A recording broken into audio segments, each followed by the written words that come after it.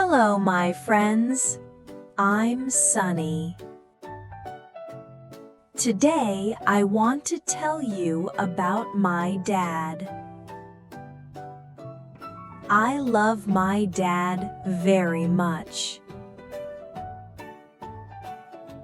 Look, this is my dad. He is big and strong. My dad has a warm smile.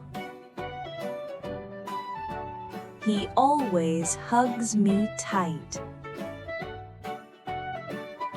In the morning, my dad says, "Good morning, my little bear." He makes yummy breakfast for me. Yummy, yummy. In the afternoon, we play together. We play with a big red ball in the garden. He helps me fly my colorful kite up, up into the sky. At night, my dad reads a storybook to me. His voice is soft and sweet. "Good night, my child," he says.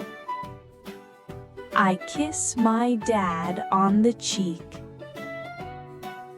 I'm so happy he is my dad. Do you love your dad too?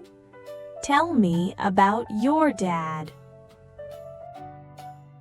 Thank you for listening. Goodbye.